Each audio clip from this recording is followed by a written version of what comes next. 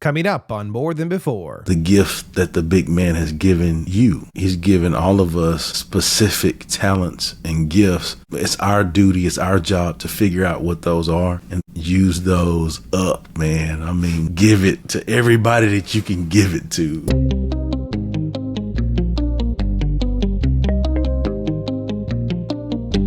This is More Than Before with Nathan Cook. Hey everyone, welcome back. My guest today is doing big things in the world. I love him. He is a motivational speaker, a 21-book best-selling author, and he truly is an inspiration to anyone who hears him speak. He has an incredible podcast called The Success Chronicles, but most importantly, I like to call him a friend, and he is a brother of mine, Chip Baker. Welcome to the show, brother. How are you today? Man, I'm great, man. I'm excited. It's always a treat when the good guys get to meet. I love it. Well, I don't get to be called the good guy too often, so I'm gonna be putting you in contact with my wife soon. Let's go. Oh man, I love it so much. So tell us a little bit about what's going on right now, because I feel like I see you all over the place now since we connected. You're doing a lot of stuff. What's going on in your world? What are you excited about right now? Oh man, lots going on right now. My day job, if you will, I'm an educator, fourth generation educator. I've been doing that for a while. And so long-time coach as well. So blessed and fortunate with that. But man, lots going on. I have a YouTube channel, podcast, The Success Chronicles, where I interview people from all walks of life and I share their story for positive inspiration and motivation. It's been a neat journey. I write books. Like you said, I'm just released my 21st book about a month or so ago. So just, in the process of promoting the Impact of Influence Volume 8. I'm about to drop a couple more this semester within the next 2 to 3 months. So really excited about those projects as well. So yeah, all things trying to go get it. Man, I love it. When do you even find time to write? It's, just like anything, you develop habits, right? Yeah. You have those habits to where if it's important to you, you'll make time for it. And so it's important to me, so I make time for it, to make sure that I do it effectively. And I think that the crazy thing is, just like anything, when you do things in your life that you know that you are going to do later, I think it provides you a heightened sense of awareness. So as I live my life, my senses are aware to, that's a pretty good situation. I can write about that. Oh, that's a good story. Like I can speak on that. And so for me, I think the big man has blessed me with the ability to be able to do those things. I love that. And you're constantly absorbing, which I love that, because no matter who you're around, you're constantly learning from other people, whether that's your students, whether that's your athletes. Well, actually, are you still coaching currently right now? Not coaching currently. I got out of coaching about 5 years ago. Man. And, but what I tell people now is, like, now I coach coaches now. I'm a mentor to several. I have several guys that are head coaches that I coached. So now, I coach coaches, and I speak to teams, develop leadership, all of those kind of things. So I got out of sport coaching, but I'm still coaching, just on a higher level. You get to coach the coaches, which means you have a bigger impact and a bigger influence, right? Yes, sir. I love that, man. So you grew up in Heightened, Texas, is that correct? Yeah, Hearn, Texas. Oh, Hearn, Texas. Yeah, and it's close to Bryan College. A lot of people don't know what it is. It's a small town, and it's close to. I always start with, where Texas A&M. Yeah, okay, College Station. Yeah, okay. Well, I'm about 15, 20 minutes from there. That's where I grew up, and so, man, small hometown, but was blessed to be around some amazing people to pour into me and show me how to be. As a kid, as a young man, and it's really helped me in my life, the upbringing that I had there in Hearn, Texas. So who was Chip as a kid? Like, what was your personality? Who were you in the pecking order? Like, I mean, I would imagine that you had some pretty vocal people in your life. So I'm curious how you stood out in the family. Well, I think I mean, I attribute it to my mother. You know, I tell people, you know, I was raised with a superhero in my house, right? I was raised with a superhero in my house, single parent mom, and my father was in my life, but from afar.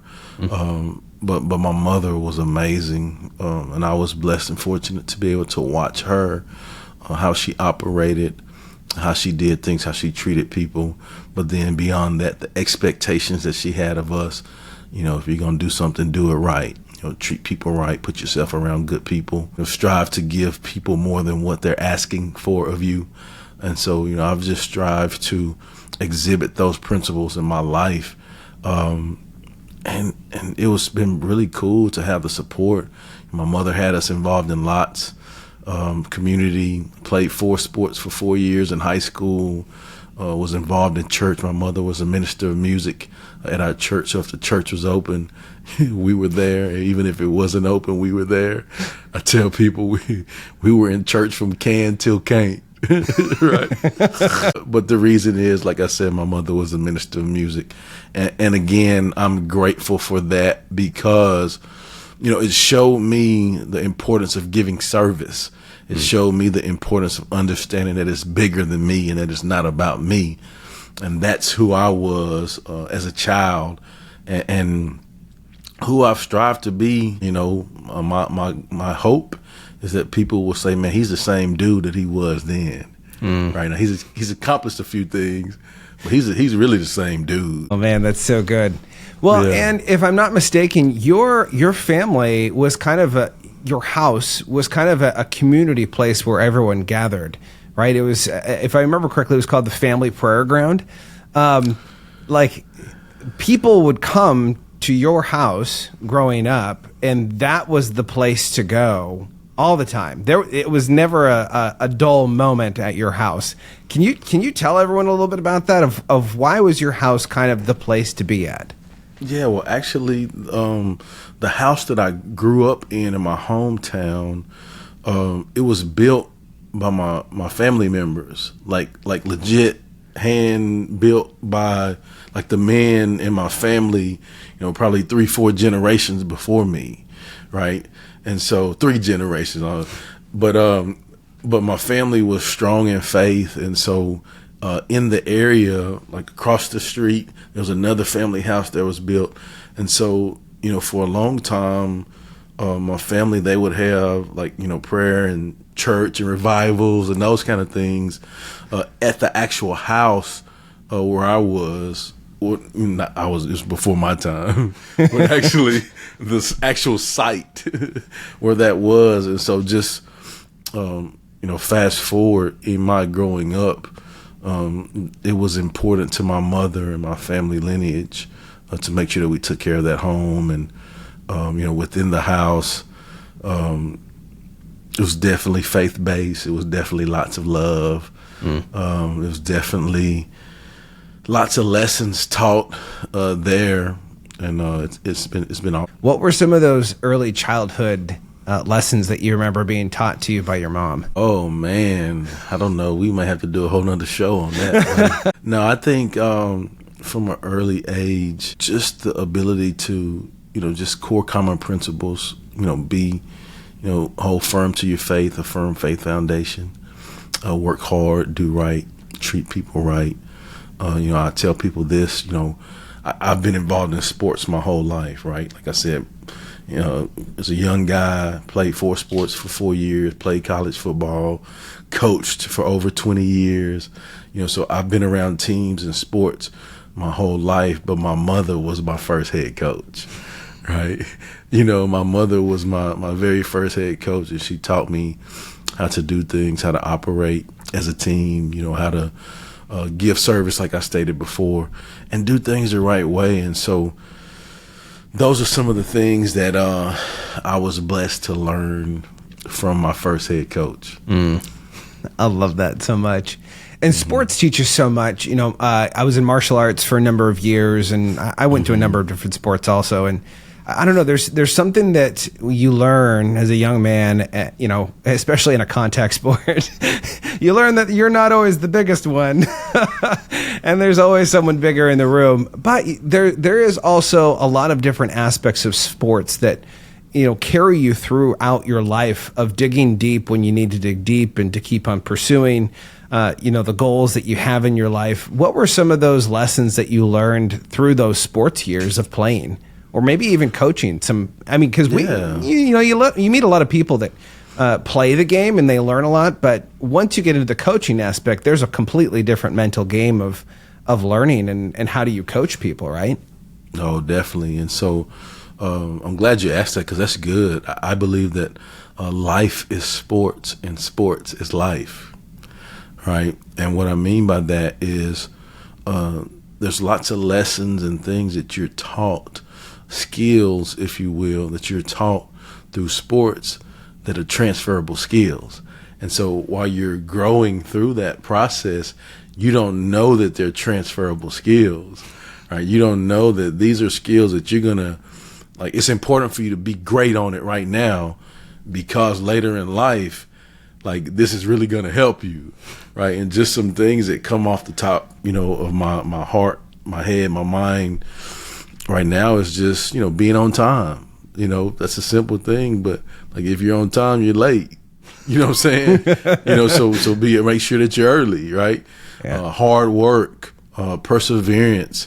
There's some times when you ain't gonna feel like it, right? So you have to have principles over feelings, right? When you operate in principles and not by your feelings, there's no regrets because it's principles, right? If you operate in feelings over principles, you're gonna have regrets, right? Because you're not gonna always feel like doing whatever, but if you have principles and you're tapped into the purpose, the why you're doing what you do, then it'll allow you to really just focus in on those principles and get over your feelings, because it ain't about you, right? But then at the end of the day, you like the results.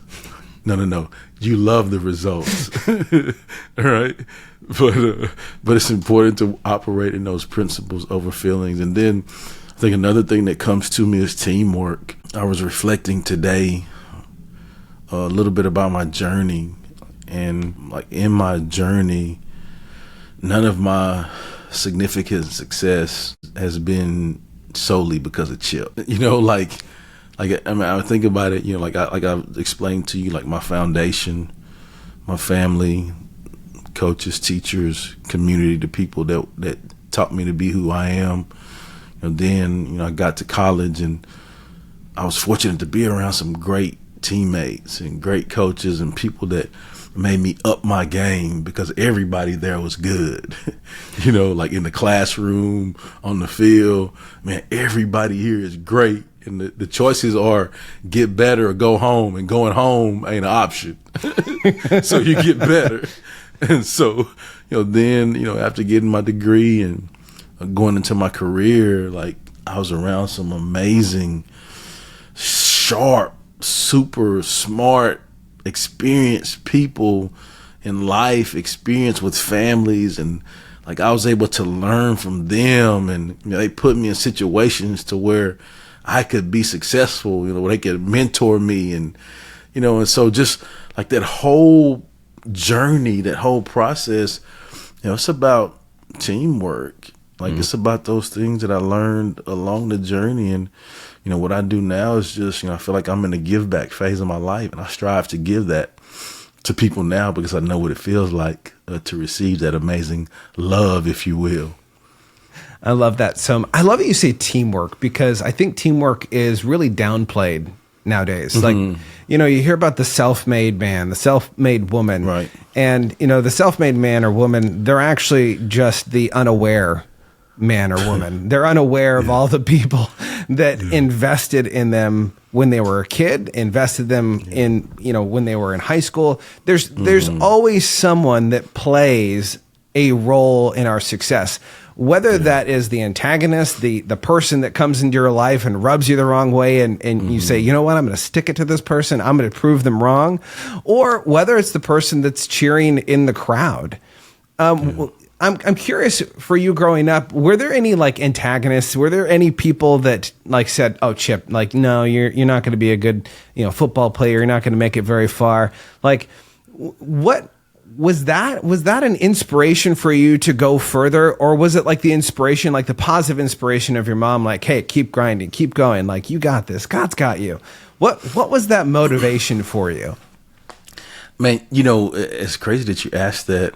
I think in our lives, we all have both of those, right? We have the positive, and then we have the haters, if you will, the naysayers, those people that doubt, those people that have limited beliefs. And so for me, I've held firm to the more positive side, just focusing in on being the best version of me.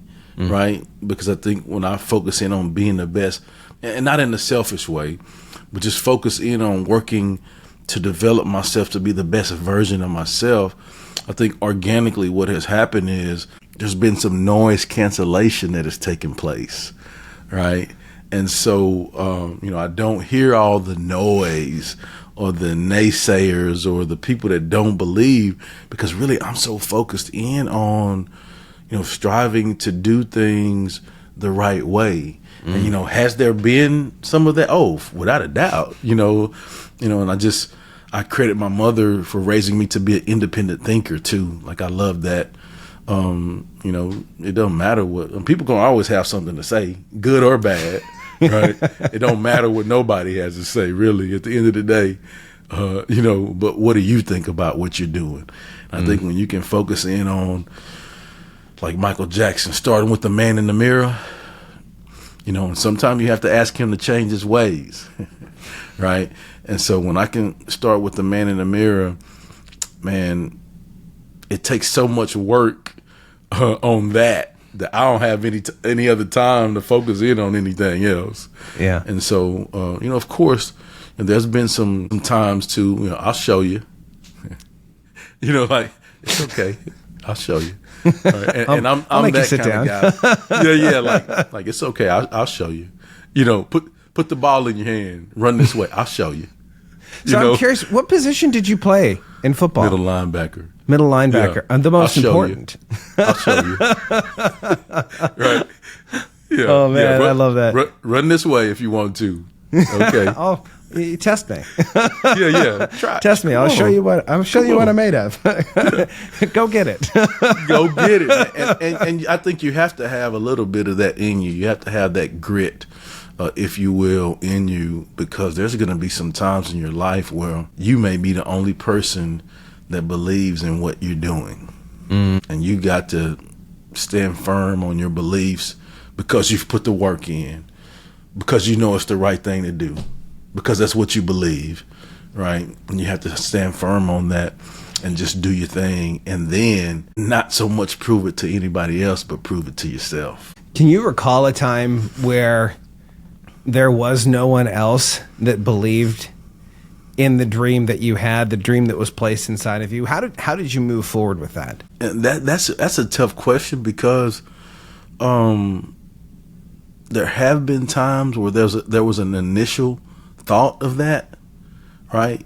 Like being, 10 hours away from my hometown in an unfamiliar place in college, or where I know anyone or nothing or the situation, right? But then you remember, all of those people that's rooting for you at home, all of that firm foundation of the people that believed in you to help you, to teach you, to be able to get to where you are now, right? Yeah. And so then when you reflect on that, well, you remember, like, I'm not alone. And it helps you tap into your why. Like, I can't quit. I've got to push through this tough time because I got people depending on me. It ain't about me. It's bigger than me. And when I learn to push through and get over myself, right, on the other side of that uncomfort is my maximum growth. And when I have that maximum growth, I get a college degree, which gives me an opportunity to have a job and a career where I can make money to help take care of my family, right? And so it's that process of, like, I shared that with you because that really happened, you know, like I'm, like the first, I share this story, we get to my freshman year in college, we have to do a running test. And, you 16 110s, right? Timed, college, like, man, these guys are fast. Like it's different. This ain't high school. Wait a minute. It's a different pond. Bigger guys are running like little people times. Whoa. All of that stuff, and you get about halfway through and you start looking around, you're having that conversation with yourself. Man, do I really want to be doing this? Like, why am I'm alone. Like, man. And then you just, like I explained, you just have that reflection on the process of what it's taken to get to where you are. And that is another scenario of transferable skills in life.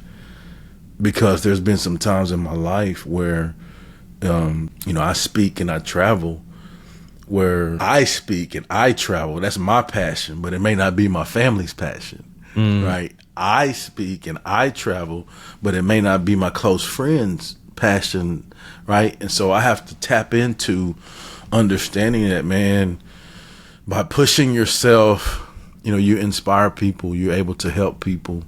And so just push through and do the tough stuff. But then again, it'll allow me to take care of my family, right? So similar but different situations. Yeah. So what was the original dream when you were a kid? What did you dream about as a kid? What did you want to be when you grew up? Man, for a long time, I really didn't know that. I knew sports, and I felt that it would crush me if I was not able to continue to play sports, but then also be involved in sports.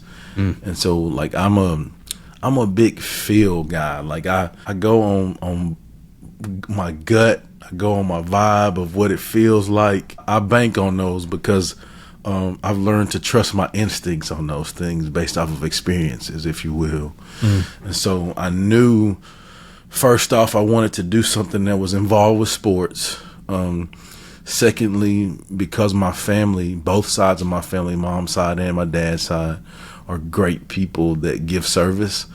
And I saw, I saw what it was like for people to receive the love from my family members. Like, we would be in my hometown, for instance, at the grocery store, and someone would see my mother, and my mother wouldn't even see them, and they would just smile. Man, like that showed me that, like, my mom has done something in that person's life to make a difference in their life. And so I definitely wanted to be involved in something like that. And so for me, that's the education side of giving service. And, because being faith-based, I always hear my family say, to be a great educator, it's a calling, right? And so I didn't understand what that meant until I was in it and I was able to see. And so, that's been my hope, is to operate in that manner, to where I can give service attached to sports. And then it's grown over the years into where we are now. So when you were in high school, getting ready to go to college, did you know at that point that you wanted to be an educator? Yes, I did. I think one thing that confirmed it for me, like sophomore, junior, involved in clubs, student council, all of that stuff. But we had an opportunity to go to the elementary school and speak at an assembly for the kids there. I've always been I'm an introverted, quiet guy, right? And so my passion allows me to come alive, if you will. At that time, it didn't, because I didn't know. I just knew that, like, man, I'm just minding my own business. I'm not messing with anybody, and nobody gonna mess with me either. But, I'm just minding my business, trying to do what I can to make it, man. And we had an opportunity to speak to a group of kids at an assembly, and just to see their reactions, man, it was awesome. Like, it did something to me. Like, it showed me that, man, this is pretty cool right here. based off of the things that I've experienced. They knew me as, of course, my mother's son. She made a difference in their lives, but Chip Baker, the football player, they see, but I never, I didn't look at it like that. And so, they were just blown away and listening to the things that I had to say and legit really asking good questions. Like I was like, man, this is where it's at right here. And I think that was the switch that really made me decide to, be committed to, hey, yeah, I want to be a teacher. I want to be a teacher coach. I got to do that. Man, that is so good. And I love what you say about teaching as a calling, because I really do. I 100% agree with you, because I think there are a lot of people that want to teach, but they do not have the gift of teaching. It's different. Yeah, they have the gift of repelling people.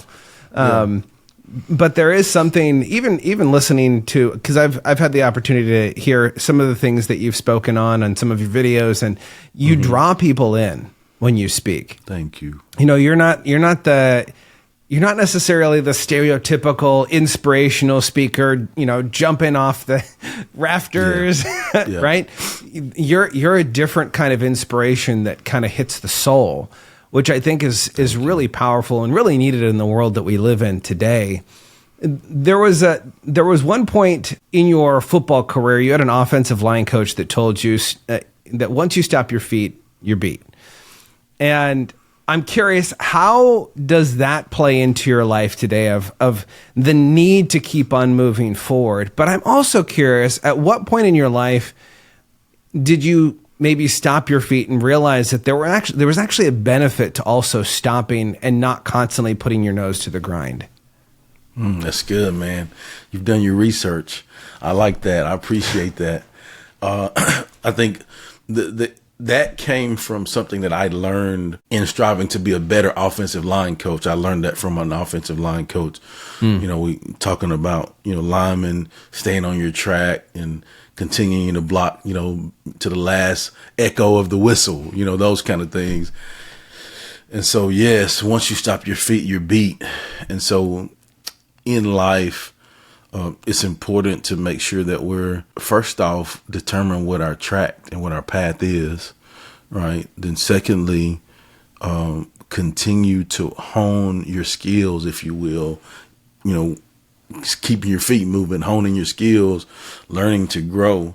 And so, I think that there's a time and a place for everything. When you said about, stop doing that, and I'll go back to a football analogy, in football, well, not any longer. They don't do that much here now in football. You would huddle up, right? Like now it's all go mostly. Yeah. But in between plays, you get an opportunity to gather yourself. And even now, in a no huddle, once you get off offense, you can go, get your breather and then go, so there is a time where you have to have a self-reflection and reflect on what steps I did actually take, right? Was it in the right path? Did I have my correct aiming point?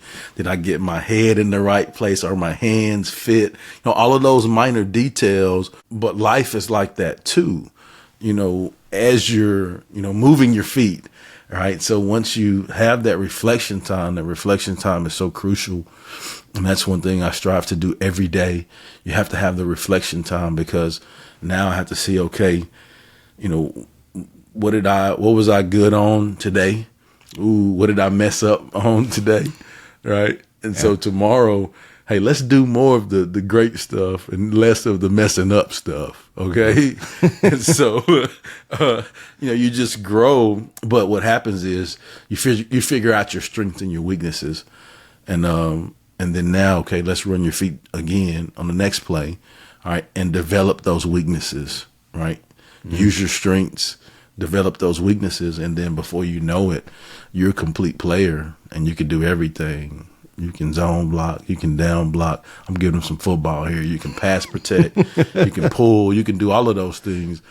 But it all started with the concept of simplifying running your feet the entire play throughout your life. Man, that's so good. It's so funny because you have so many different little quips, so many different acronyms that you use.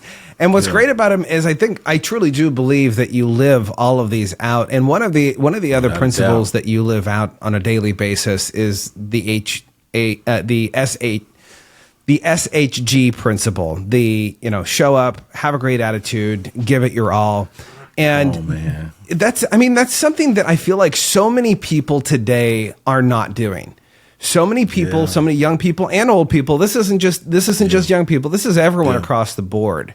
I feel like a lot of people don't show up. A lot of people don't have a good attitude. A lot of people don't even keep going after the whistle has blown, right? Everyone, we've kind of bred a culture that completely goes about the opposite of what you talk about with this principle. Why is it important for people to live in the SHG principle? Well, I think really the SHG principle is a simple life concept, right? Like a lot of times, we can get caught up in all of the fast and the flashy and the, we can get caught up in all of the mayhem.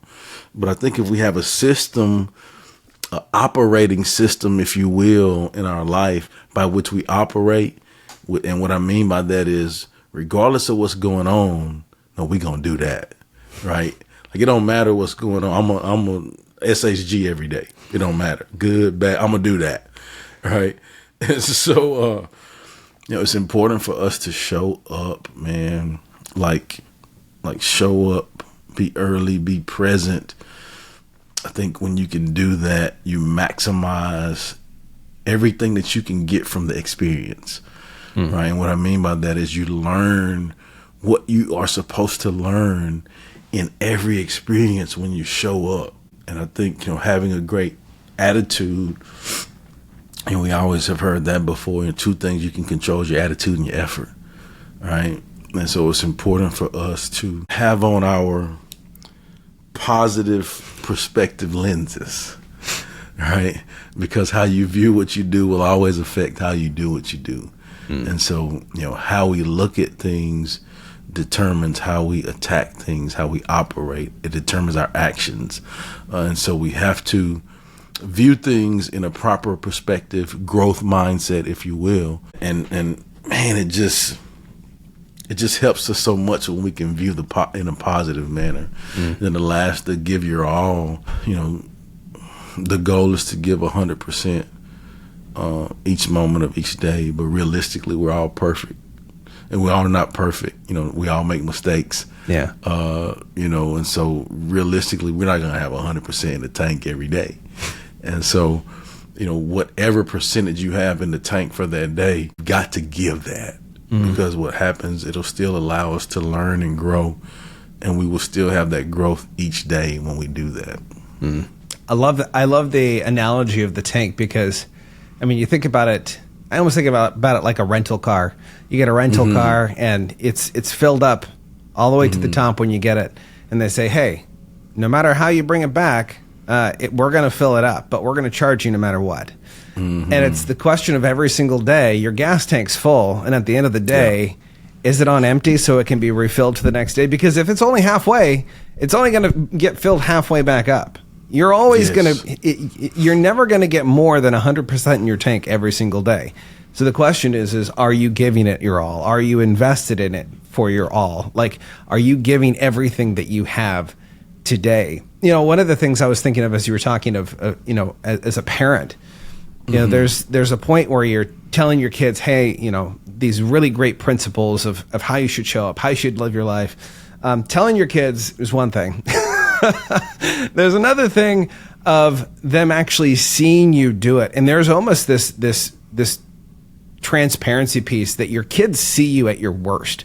They don't see, you as the motivational speaker all the time. And they're like, hey, Dad, I think you might need to work on that one a little bit longer. Yeah, I'm curious, what have been some of the most powerful lessons that you've learned being a dad that were taught from your kids? Man, so I have one biological son, but since I've taught and coached for so long, I have lots of kids. Yep. Right. And so, man, I've learned so much from kids, my son as well. But the beauty of it is, too, is that I understand that I can learn from them. I think that that's the difference, right? Like if I come in saying, well, I'm the dad and it's only this way, and I've seen, now there are some things that's like that, but there are some fundamental principles. Yes, yeah, like you're gonna work hard, you're gonna do right, you're gonna be disciplined, like yeah, we're gonna do those. But there are some things that that I know, like technology, for example. There's some technology things that, my son is a native technology person, right? He's born in the technology. I wasn't. And so like there's some things that he can definitely teach me that I'm open to learning. Hey, show me how to do that, man. Like how you do that, right? And so I think that those are some of the things. But I think for me, when I hear you ask the question, I just think of the experience. Like it's a beautiful experience to be able to learn and grow together, and it's been awesome for me, because I mean even just today, like I'm in the hallway, I talk to kids, I love it, man. Like what kind of shoes are those? Like what you listening to? Like all of that different stuff. I get them with this one. They started making the skinny jeans, right? A few years back, one kid, I was like, hey man, like, what kind of jeans are them? Oh yeah, they skinny jeans, coach. Hey man, they make them in big sizes. I was cracked up. Like, no, I'm just messing. I'm just playing. but just, man, just things like that. It allows you to just learn and grow together and continue to move forward. Man, that's so good. So you started the Success Chronicles podcast almost 8 years ago, and I'm curious, how did that start? When I started this podcast, everyone thinks, oh yeah, Nathan had a great idea. He was going to start a podcast, and the next day, boom, here's the podcast. Yeah, I don't know about you, but like for me, people were like, hey, you should start a podcast, and I was like, yeah, maybe, no. Yeah, and it took a number of years before I was beaten over the head, and I finally recorded a couple episodes, and I was like, okay, maybe. What was the conception period of the Success Chronicles up until the point of where it is now, where it's a major piece of your life now? Oh yeah, man. I think from conception, I had a burning desire to, like, I love learning. I love highlighting others. I love sharing positive stories. I love music. I love technology. I love learning and growing. And so what I did was I just put all of those things together and made the Success Chronicles. And so I think there's a thing in my life where when I have a desire to do something that's like, I think will make a huge impact based off of the skills that I've learned, I get to where I'm always thinking about it and I can't sleep, right? And so and it's not a lot, right? Like it's probably been like 4 or 5 times it's been like that in my whole life, right? It's like I don't have a problem sleeping, Nathan. So, I let my head down and I am out. Yeah, I'm out. But that was one of those things. And like my very first video that I did, man, I did like in the middle of the night, and you can tell like on my voice and I look sleepy and stuff. But I was like, man, I just got to do it. I just got to do something. And I just shared a story about, growing up, and then it just grew from there. I just started doing it, and before I started it, like I didn't take any classes on how to do any of the communications, anything, editing, video. I hadn't taken any of those kind of classes or any of that, and so I had no idea how I was going to do it. But I knew that I had a burning desire to do it. I had a phone where I could record videos, or I had a camera where I just and now, man, I look back at it like, it's hard for me to look back at it because the quality was not. You look very back good. and yeah, my wife has tried to watch a couple of my old videos and like, please turn that off. Like I'm dying inside. Yeah, yeah, man. Like woo. But then also it shows me the growth that I've had too. So now, putting it on different platforms and lighting and mics and different types of cameras, and I've grown so much from the time I started, and I'm really proud of that. But I also am always striving to learn too. So like when people interview me, if I go, I'm at different places, like I'm always asking, hey, what kind of cameras you guys using? What do y'all use to edit? Where'd you get that lighting system? I'm always asking questions. I can go in and say, well, yeah, I've been doing this for 8 years and I got it all figured out. Well, I don't. Like those cases are people that may even be there first, or may I even be doing it a fraction of the time I've been doing it. But I still have always felt that I could learn. I think that has been the one thing that has helped me sustain the consistency for so long as well. I love that so much because, what I was going to ask you next was, throughout your life, as you look back on your life, what has been one of the consistent things, like themes of your life? And I think you just nailed what that consistent theme was. It's learning. It's having a hunger to learn from other people. Whether they're above you, whether they're below you, whether they're your peers, there is something to be said about walking into a room and not being the person on the pedestal, but being a person on the floor level of saying, what can I learn? I want to take something away. In fact, you've got to learn from some really amazing people. Like, I could name drop, I'm not going to, but you have had amazing opportunities to sit at the feet of some amazing people. And I'm curious, because we always put people on a pedestal. As you've met a lot of amazing people in your life, if you were to culminate and look at all of them, what would be one of the most important things that you would say about each one of them of like, this is an important piece to understand identity-wise, so that you don't get wrapped up in career, so that you don't get wrapped up in money, so you don't get wrapped up in the rat race of where everyone else is trying to go, but you actually get wrapped up in your identity of who God created you to be. Why is that so important to know who you are in life versus to decide what you're going to do? Man, that's so good. I love the way you asked that question. But I think the consistent thing that I've seen is that they all have persevered through something tough, right? I think none of us are immune from growing through tough things in our life. But the beauty of that is when we grow through those tough things or challenges, on the other side of our toughest challenges is our maximum growth. And that's the good part right there, because you see that the things that you've grown through, it's not in vain. It's for a reason. But I think it also helps you tap into the gift that the big man has given you, right? He's given all of us specific talents and gifts. It's our duty, it's our job to figure out what those are and then use those up, man. I mean, just give it to everybody that you can give it to, And so I think that has been the consistent thing of the people that I've been blessed to be around, is that, they had to grow through some things to really tap into the gifts that the big man has given them. And now they're operating in their calling because they've seen that regardless of what happens, it's not a tough life. It's not a tough year or month or day. It's just a tough moment, right? And so getting through that tough moment allows you to get to better moments, right? Just taking one step at a time. And when you before you know it, you'll be jogging. And then before you know it, you're sprinting, right? And then after that, man, you're floating, man. Let's go.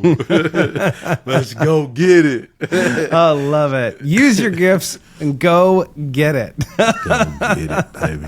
Go get it. Oh, man, I love that. Chip, I have one more question here to ask you. Sir. But before I ask it, I want to encourage all of you guys that are listening, go check out Chip Baker's social media. There's so much great content that you can absorb there, that you can learn from what he's doing, what he's saying. and go grab a copy of one of his books. There's quite a few of them. Go grab one, and if you like that one, go grab them all. There you go. But also and subscribe to his podcast, The Success Chronicles. Absolutely fantastic. There's so much motivation that comes from that. Hearing about people's stories of success. You know, Chip, because of that, because you've started the Success Chronicles, you've had the opportunity to meet so many amazing people from all walks of life, whether that's someone who, you know, is on the Mount Rushmore, or someone who just maybe to them, they're just on a small little molehill of success. Mm-hmm. I'm curious, what has changed for you since day one of listening to all of these stories of people that have, who have achieved success? Like, how has that helped you and inspired you to maybe even see more past what your original definition of success was after hearing all of these amazing stories? And just hearing you ask that question gave me chills, because I've learned that the possibilities are possible. And what I mean by that is when I look at my life, I explained to you, raised by a single parent mother, raised in a very small hometown in Texas. I would sit on my porch and dream of things that I would want to do and accomplish. And I'll just tell you, the things that I've been blessed to see and do and become has far surpassed anything I ever thought it would be.